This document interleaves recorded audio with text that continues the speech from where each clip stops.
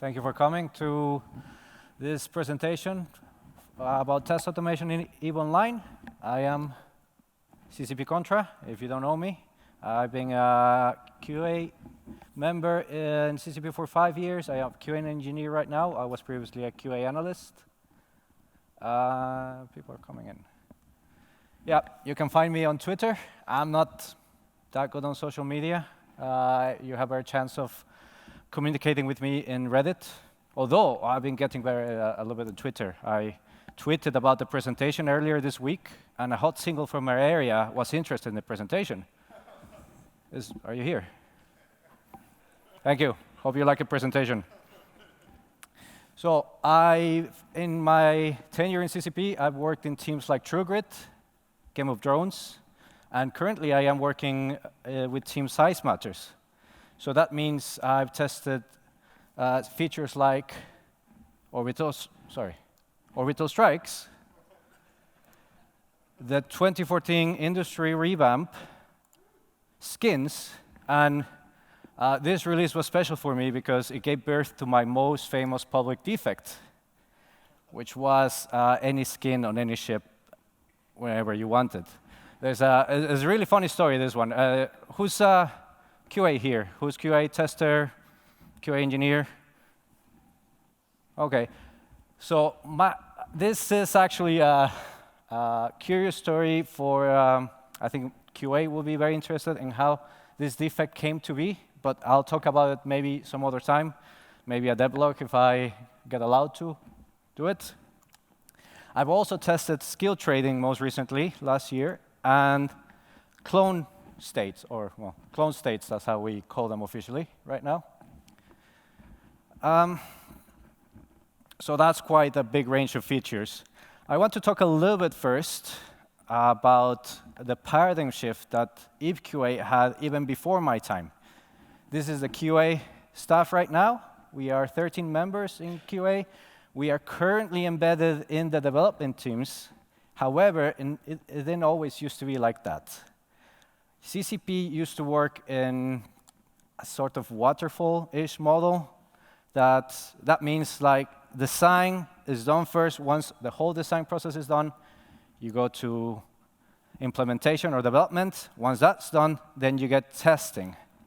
So now I lifted this from one of our previous presentations. That means for a QA, you get the product at the end. For a tester, you get the product at the end, but you have no real visibility or feedback on the product or the feature when it's on design or when it's being implemented. You just get it at the end. You have a list of requirements. You have the feature, and then you test. This means a lot of QAs have it's not always a physical wall, but it's a wall where they just get a product over it. The developer finishes, throws the product to the QA. QA just tests it. If it fails, they throw it back. There's almost no visibility. I've spoken to a lot of QAs in a lot of different companies. Some of them are just in different buildings. In some big gaming companies, the testers are just on another side of the building complex, and they just get a product with requirements and test it. For a live product like EVE, this just wasn't working for us. This wasn't good. So as I said, even before I started working at CCP, CCP switched to an Agile development model. This means that in a short amount of time, a week or two development periods called sprints, you design, develop, and test more granular stories, tasks, or smaller features. And once this is done, on the next sprint, you continue with the next task, design, development, testing, all the way to maintenance, to the release and maintenance. So for QA, this meant we could start providing quality advice from the design period of the sprint, and on the implementation part of the sprint as well. This also meant that the testers were now embedded in the development teams. So a standard team in CCP is maybe a developer, 2 developers, a designer, 1 or 2 QAs, depending on the team, depending on their task. And QA sits with them, works with them. They know everything about the feature. They provide feedback from the feature, even when it's just being designed or even just planned. So this means that instead of having an over-the-wall setup, we have an awesome fleet working together to the same target. We're all part of the team. And the whole team, from designer to developer to testers, own the quality of the product. Not just a QA, everyone's responsible for the quality. This is why it's called whole team quality. Now, this is a very brief explanation of what whole team quality is. CCP Goliath and CCP Paradox gave a more in-depth presentation in Fanfest 2014. It's on our YouTube channel. It's very easy to find. Just Fanfest 2014 whole team quality. However, even if we switch to this Agile model, there are still challenges for QA. This didn't solve all of our problems. So I don't know if you guys have seen this. This is a visual representation of the source code of Eve. This is only of last year.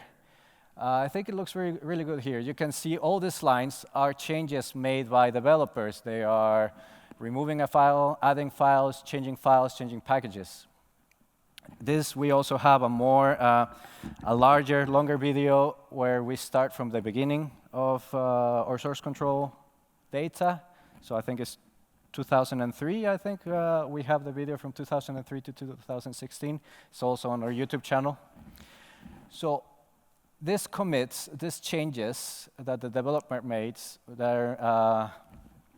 we have around 3,000 of those a month. And we're still only 13 QA in Eve development. We also have a third-party partner in Glasgow called Pull to Win. They assist us with around 10 guys, but they mostly use regression and exploratory testing. They're really helpful. So there are a lot of changes in the code at any given time. I mean, we are right now close to the Citadel iteration, where we're just polishing Citadels in August, and very soon, yeah, we start developing Ascension.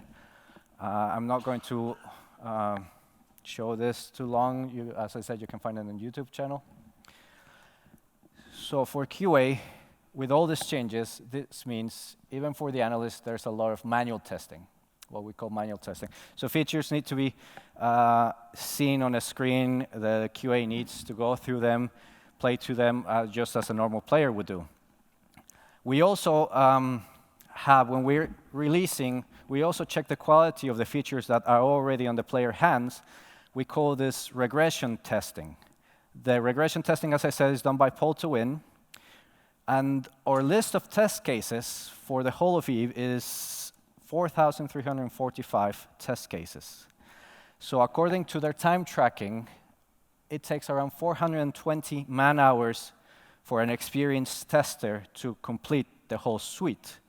So for one person, without bathroom breaks, without eating, without sleeping, it will take them 17.5 days to go through the whole suite. That's why we have a 10-person team in Glasgow doing it. It takes them around 2 weeks, and normally we remove some tests we are not really interested for them to run at that given time, but it depends on the release. So I'm going to give a couple of examples of what testing is like manually for a new feature in Eve.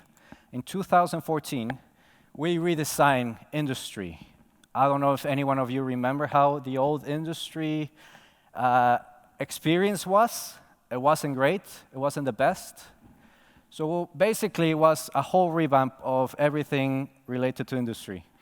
We redesigned the UI, and the UI has all these animations. We added the requirements on the same screen. We added all your blueprints in your, well, actually, in all blueprints you have, depending on the filters you choose. We added the facilities. We changed the user experience. We changed icons. We changed the reprocessing formula, so we need to verify, mostly spot checking, that the reprocessing is working for specific items or specific ores. We changed the blueprints, we changed the requirements of a lot of those blueprints, we changed how they look, so that's a lot of testing. We changed also like some arrays and pulses at that time. So I don't think I need to tell anyone how many blueprints, BPCs, BPOs, or variations we have in the game. And a QA needed to verify all of those. So for Crius, for this release, it was a 6-month development cycle, and it was mostly me testing this until CCP Claymore joined me to help for the last couple of months, and he was fresh employee at that time, so he had just maybe 3 days to catch up and hit the ground running. So another more recent feature that I've tested is clone states. So clone state was a bit of a special feature because it wasn't anything added to the game. It was a layer on top of a layer of restrictions, if you want to say it, on top of Eve and everything that touches skills. So not only we had to test that the upgrading and downgrading or subscribing and unsubscribing experience was good and it worked and it did everything it needed to do, we needed to retest every system in Eve that involves skills. And there are many, many, many systems that involve skills. And not only we needed to test them as an alpha and then as an omega, we needed to test the transition of what happens if you subscribe while flying certain ships, while having drones outside, while having a certain number of jump clones, and what happens if you lose your subscription, if you can still use that ship that you were flying in space at that time, if you can still activate the clone service in your Titan, all those edge cases, we needed to go through them. And in this case, it was just me on around a 4-month development cycle testing this. We can request our third-party testers to explore, to help us do some destructive testing or exploratory testing on these features, but we need to basically set guidelines of how we want them to be tested. So it's not only hands-off and we can throw it like that. So this is still a challenge for us. And there's a very simple trend that we can use to release some weight off the QA shoulders and developer shoulders as well, and that's test automation. Test automation, well, it's basically the computer running some tests instead of a human element. So there are a lot of benefits about test automation, of course. The trivial tests can be all run by the computers. You don't need to worry about them. You don't need to waste time on them. So this means that the execution of them is also more reliable because you're not manually setting up tests and tearing down the tests as well, and maybe you miss something in one occasion, or maybe you type something differently and you think it works, but it didn't work. That's sort of what happened with the skin defect, for example. It can speed up development cycles because the developers have confidence their code is healthy sooner instead of having a QA telling them, hey, I tested this thing you did a week ago and kind of broke, so you need to fix it by tomorrow because the release is next week. And that happens very often. Or, well, we hope to avoid this right now. And even issues that developers make on a change list we have quicker turnarounds on them. So we discover them quickly, and they don't affect people developing other features in the same branch. So automation is to help. How can it help us? Now, this is not something new in Eve development. They're having other automation efforts, even before I started working in CCP. However, these efforts were basically pushed through by what I like to call champions for the cause. This one person that had authority and had also technical knowledge to try to set up an automation systems in EVE Online. However, these efforts were very specific to what they needed rather than what the whole if development needed. So they had a problem, and of course, they wanted to solve it with automation. And this is perfectly fine. I'm not saying these efforts were bad, but the reason, if a champion, if one person is pushing all these efforts, it also has very little visibility. If you cannot see very well, this is ship cloaking in Eve, so very little visibility. So Eve development had very little visibility of what they were doing. There was no documentation. There were no meeting notes if there were meeting around. There was no information on how the tests should be made, for example. Or if there was, it was lost because people leave sometimes, companies, and if these champions leave, this happens. The whole effort, the whole test automation effort just simply stopped working because the only one interested in it is gone. It's no longer in the company. And he didn't left any documentation. His computer was already scavenged by all other CCP developers, so you don't know where the hard drive is anymore. There's nothing we can do. And we had a couple of these cycles that we have automation, oh, we don't have anything. We have automation, oh, we don't know where it is right now. So a lot of this information was lost. We lost, well, documentation, if there was, it was lost, but I don't think there ever was any documentation. We had a server running tests, but when we asked where it was, no one knew where it was. We didn't know where it was. It was somewhere in the server room, but we didn't know very well which one was running the test. Tuxford here says he remembers, but he never told us. But it wasn't like no one was concerned about it. No one was monitoring the server. There were no notifications if test fails. So we needed to just hit the reset button. We needed to restart test automation because around 2014, there was a lot of fluctuation in Eve development. There were a lot of changes. It was a transition time. And for that time, there was really nothing on Eve development as a whole. Developers ran some tests. Developers were doing mostly TDD, which is test-driven development. So they write a test. They have a requirement for their feature. They write a test that will test the eventual code that we'll make. If you want more information about TDD, you can look it up. I'm really not going to. If I talk about this right now, the whole half an hour is just going to go by.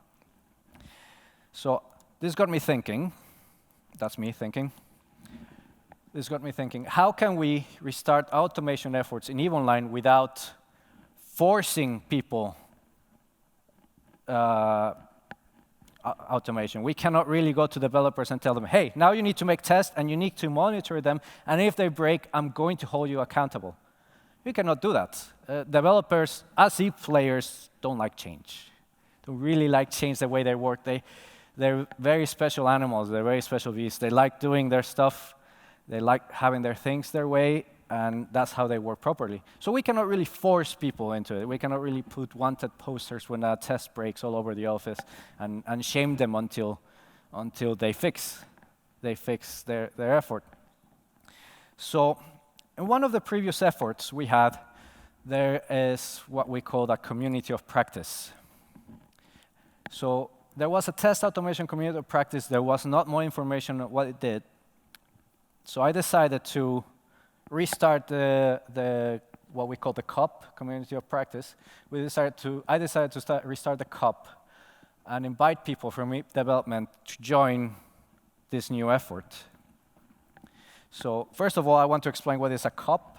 A community of practice is a group of people with the same passion about a topic or a practice. And the objective is to help share and deepen the knowledge of everyone around in the community. So people from across EVE development don't generally work together all the time. We have the graphics engineers. They don't really work together with the software engineers on game development. We are a bit separated because they have different roles, but that doesn't make their expertise less so than the other one. So everyone has good ideas, everyone has good experience, and we sit down and listen to them and talk about them. Now, a COP, a community of practice, does not have agency or over others. It cannot tell people what to do and how to do it. This is all voluntarily. It also doesn't have a directive or a charter. This means like there's no set objectives of what the community of practice can do. So we decided to restart the community of practice. I like to think this is how we look when we're having our practice, community of practice meetings, but this is how we actually look. This is an actual community of practice meeting where we have actually, was not the biggest meeting. We all usually have bigger groups. And in these meetings, people from all over CCP, we have engineers, we have QA, we have people from customer support, we have people from infrastructure joining us and talk about what we can do with test automation in EVE Online. As I said, voluntarily, this is part of our 20% extra time or 20% project time we have. So what do we do in these practices and how it helps us increase our efforts in automation EVE Online? We have, of course, discussions of what we can do, what's the easiest path to increase automation awareness, to increase testing, what do we need as infrastructure, and we also do knowledge sharing between each other. Some people have more experience with this than another one. Some people are just joining the company and they just want to learn more about this. So we have presentations. This is, in fact, or was the end of a presentation about property-based testing. This is testing, which is kind of new right now, automated testing, which is kind of new right now. I'm also not going to go much into it.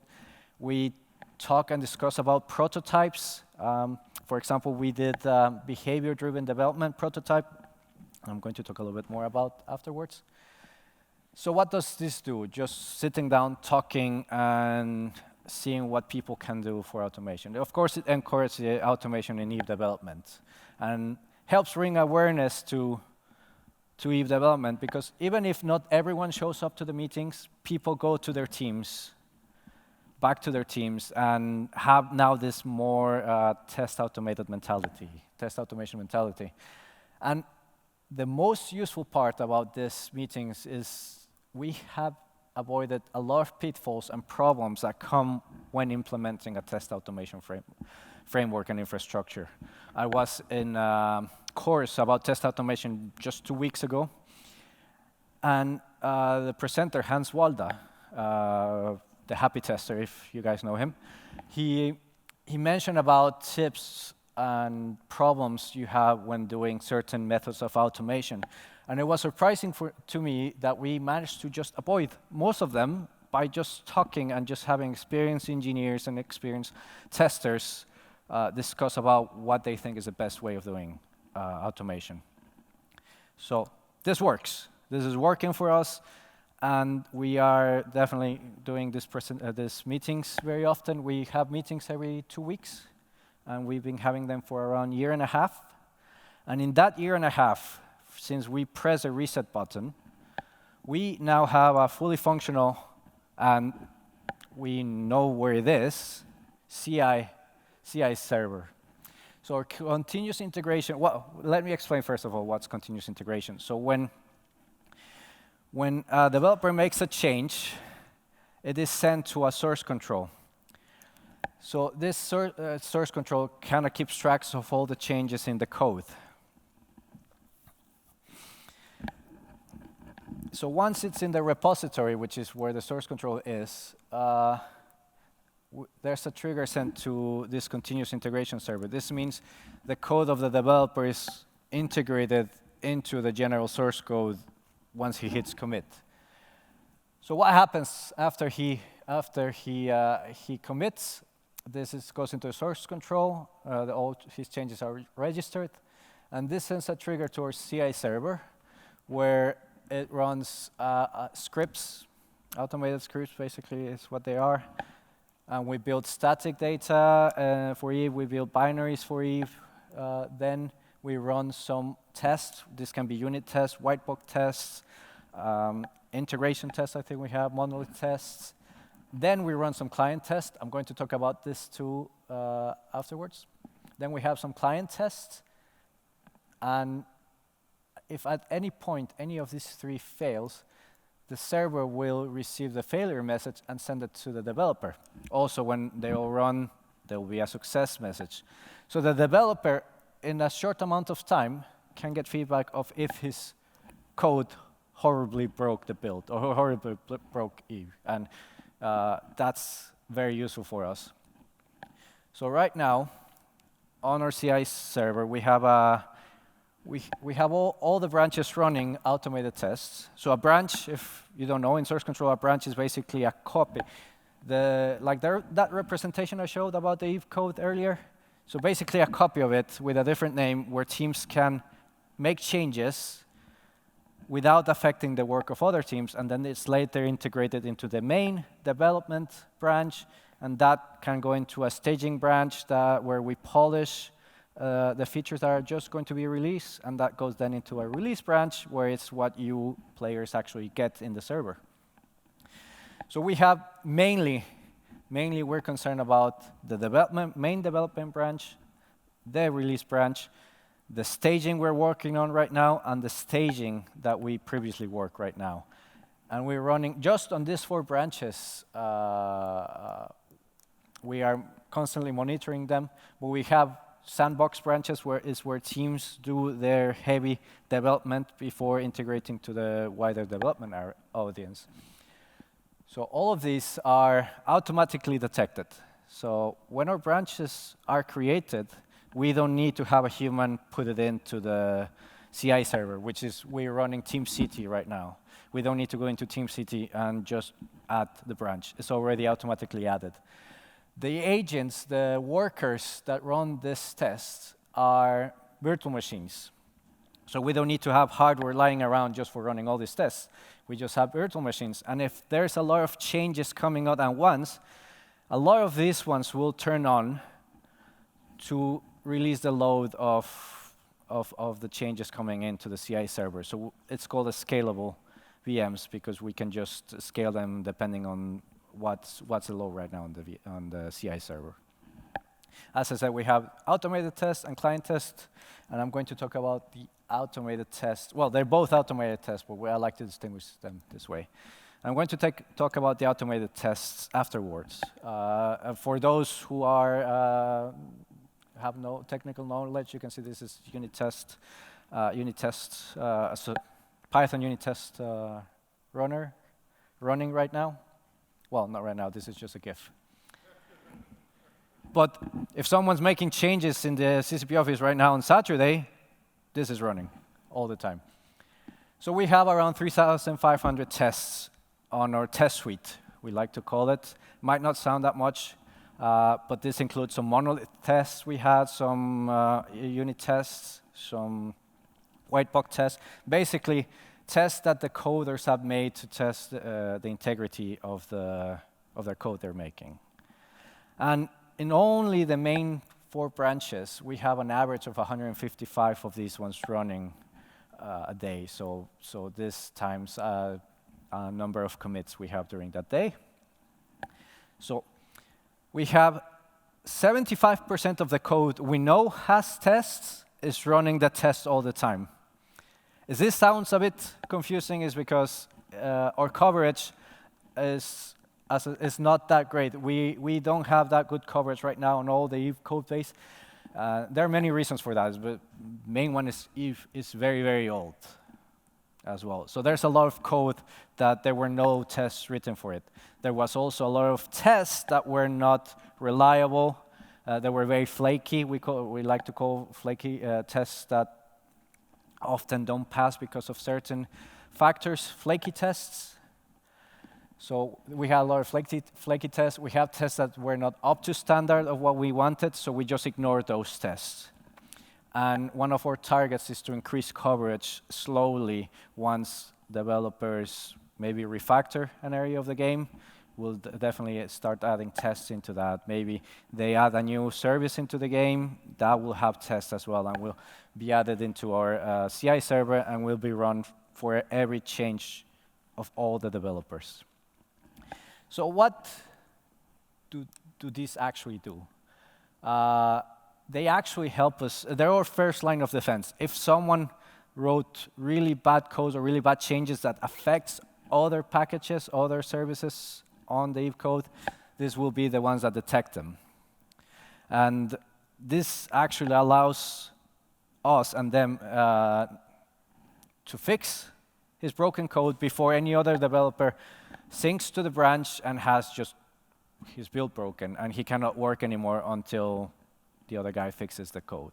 So this just basically run in, I don't know, around 4 or 5 minutes, and we get a response if they fail or not. So 5 minutes after commit, the developer should know if any of his code didn't pass this test. Now, the ones I am more excited about are client tests. This is a visual representation of a client test. This is completely automated, running on my local host, so it doesn't have the latest configuration right now. You'll see a mouse moving. I'm just removing the pesky screen over there. And this is running completely automated. Well, first of all, we have 2 types of client tests, startup test and behavior test. Our startup tests are pretty simple. Does the server start? We start the server. Does it start properly? Fine, pass. Does the client start properly? Fine, and talk to each other? Fine, pass. Now we have these behavior tests. These were done first as a prototype in the test automation community of practice. We're using behavior-driven development. We're using a VDD framework on Python to do this. Not going too much into VDD right now. It's basically a list of actions written in natural language so everyone can understand, and this test can be used for several different purposes. You can give a test to a designer, and he knows what to do with it. And we can give it to the computer as well. We have a layer, of course, executing commands to the cluster itself, but we can basically tell the client to do what a normal user would do, a normal behavior would do. This test is our basic smoke test. You log in, you select a character, you go into station, you get a ship, you fly, you undock, you fly through space, you make a jump, and dock. If there's any problem in any of those steps, we're verifying it, and if they fail, this is really, well, of course, this is really bad, because if you cannot fly in space in Eve, then there's no point releasing that code. So this is one of the one I like the most, actually, the test I like the most.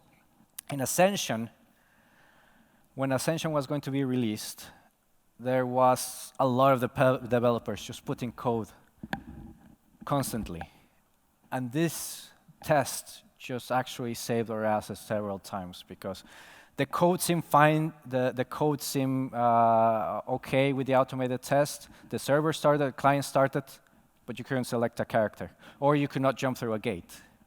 And we would have not noticed that until a tester would be smoke testing manually the build before putting it in Singularity. So it saved us maybe 3 hours of our time right now. We could have been released. We could even release a broken build into Singularity and not even notice until players know. But now the computer's telling us right now. And unlike this video I just showed you, the tests are running on virtual machines without the graphic cards. We don't have a need of GPUs. Right now, this is very recent, actually.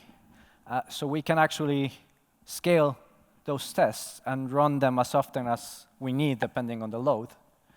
And we also have some other behaviors other than this, but this is the one I like the most. We have some behaviors that test redeeming, that help us test inventory. And this is very recent, though, and we want to program more of these ones.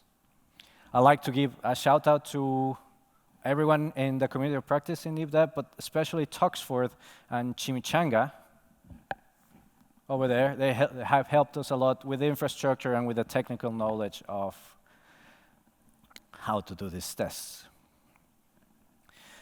Now, if you saw this video, you might think, hey, isn't that botting? It's not botting if we're doing it. But it is botting, basically. But we're doing it on a server that's just instanced in that VM. so no one has contact with these bots anymore at all. And we're doing on databases that are instanced when the VM starts up. So it's a new database every single time. So it's a fresh build, fresh database to ensure that there's no external factors that can make this test fail. So what do we want to do next? We want to increase the test coverage, and that's going to be a slow process because the code is so big and so complex. And we were mentioning yesterday, we still have some code commented on with comments in Icelandic, because back when CCP started, there were just Icelandic developers. So some developers right now are trying to figure out all code and asking what Icelandic friends, what does this mean? Because I don't know what this code is supposed to mean. There's really, really old code sometimes. So we need to start increasing coverage slowly. We want to script more behaviors as well, more specific behaviors that help us test the market, contracts, combat in space, mining. So we might not run those every single time, but maybe every couple hours to make sure that all the other systems are coherent. I'm running a little bit longer. We want to improve automation on authoring. So when designers are making a new ship, for example, there's a lot of manual work involved between systems. And there's a lot of problems they can encounter. Or maybe even just changing types, changing item types. That can be really, really risky. Because if they get the number wrong to what they want to change it, we might change a blueprint to the sun, and then we need to roll back the database. We also have some thin clients that can help us simulate large-scale battles. They are a bit underdeveloped. Claymore used them a lot when destroying citadels on his local. I used them when we wanted to see how many skins were too many of a load on a client changing in space. So we have like 1,000 ships just changing skins at the same time. We wanted to see if that killed the client. So we want to develop that more. Also automating a little bit of bug tracking. We have a crawler that actually goes through all the client logs. If you send a bug report through the client, we get logs of your client, what your client's doing. So we crawl through all of those logs and try to group the exceptions that are similar or are the same, so we know if there's a big issue going around, mostly after we release a big expansion. And of course, we want to continue spreading the culture of test automation in EVE Online, in EVE development, and not only in EVE development, in CCP. There are a lot of projects in CCP, and we want to have, we want to have everything automated as much as possible. So this is a basic overview of what our test automation looks right now. This is also an overview of how we are achieving these changes in EVE development after a while of not having really anything. And now I'm opening the floor to the audience to see if they have any questions. More specific questions are fine. Give me a second. We just have the microphone here.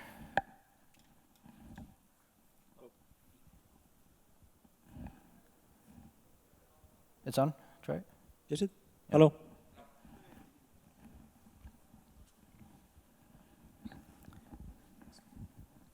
So I have two questions.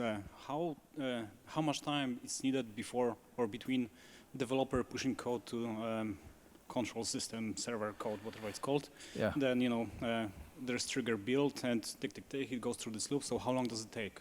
So when assuming there's not a lot of load on the CI server, if a developer commits code, I think the binaries and static data take around 4 minutes.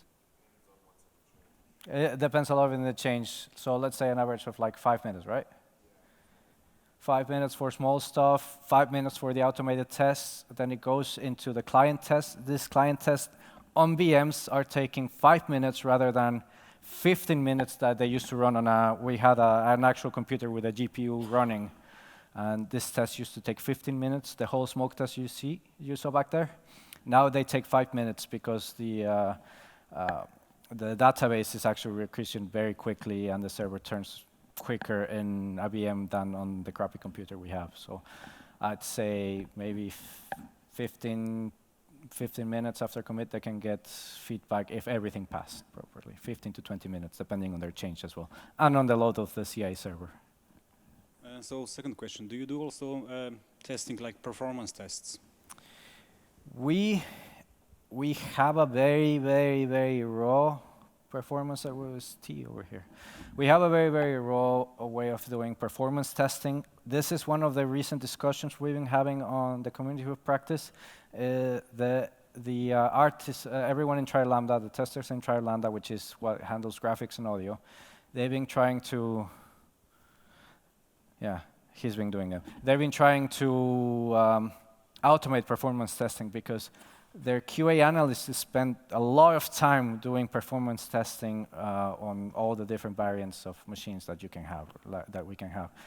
And we've had this discussion of how to do it. It's like the ball is rolling right now in that area. But as I said, this is voluntarily, so it's up to the graphics team to start automating their performance testing. The community of practice is just there to support if they want some knowledge sharing, if they want to access to infrastructure and everything. But as the latest I know, the graphics team was actually working on automating performance testing. Okay, thanks. Over there. How did you get the community of practice started?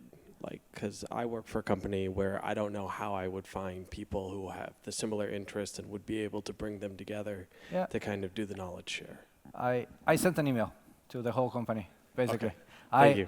I set up I set up a space on our documentation site. Actually the space was already there from the previous effort, but they had no documentation.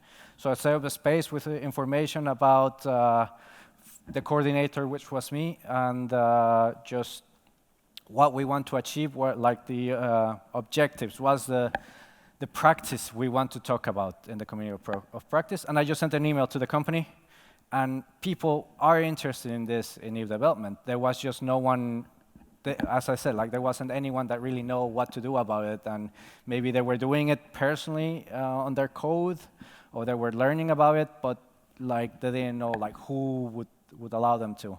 And I had a lot of support on Eve's technical director, Tuxford, to also get the ball rolling. But it was basically an email, who's interested, got all the replies, set up a meeting, the first meeting, and just we talk about it. And we talk about what we would like to achieve and how often we should meet. I keep a track of every meeting. I have meeting notes of every meeting we've had. So it was quite hilarious to read the first meeting we actually had, where the note says we don't know where the CI server is anymore. And yeah, basically that's how we started, and people were passionate about this topic, and we've just been running for 1.5 years, almost without break, and this is our results. This is what we managed to do with just 1.5 years and volunteer work from people in CCP. Anyone else? There. What Python test suite are you using? I'm sorry? Are you using an in-house Python test suite? We are using unit tests, the unit test package that Python has right now. I was just dabbling this week with Nose a little bit, but mostly it was a test. It was an experiment. But mostly we use the unit test for Python, and we just use, we make the test suite with unit test suite package and just use the same runner for unit test on this one. We use also the TeamCity runner when it's running on the CI server, so it's just a bit different. You can run it like this locally, for example, with unit test, but we have the TeamCity runner, which makes no difference. For the behavior test, we're using Behave. Yeah, for the behavior test that you see, we're using the Behave Python package. Is there any more questions? Okay, I think that's it. Thank you very much for coming. I hope you're having a good Fanfest, and I'll see you around.